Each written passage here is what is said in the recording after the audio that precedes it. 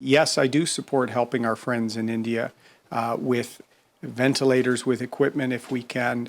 Clearly, the absence of oxygen supplies for the country being ravaged by the variant there is something we should do.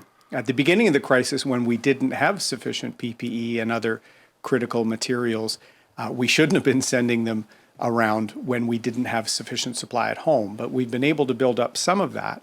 So let's help our friends in India, but let's also have an approach of stopping international flights until we can get a handle on keeping the variants out of Canada.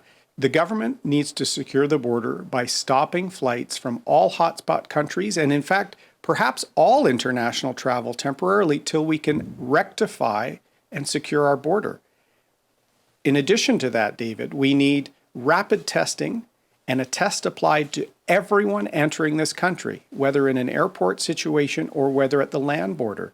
While I think that there is a real threat that public health experts have outlined around international travel and spreading of the infection because of travel, I know that the experts have said that the most important thing we can do right now is to protect workers who are getting sick at work. And that's why we really are emphasizing the paid sick leave. And so previous questions, I acknowledge the real concern and we've got to do better.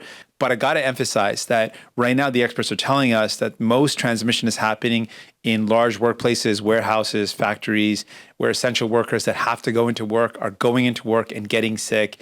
Workers are not staying home when they're sick because they've got no paid sick leave. That means that they've got to make this impossible choice. Do I go into work sick or do I stay at home and I don't have any pay and I'm not going to be able to put food on the table or pay my bills? So that is what we've got to address. And all the experts are saying that is actually the most important thing. The highest rates of infection are in workplaces, and that's why we need paid sick leave. So I just want to make sure that that's clear, that that is to me the most important thing, the immediate thing we need to do.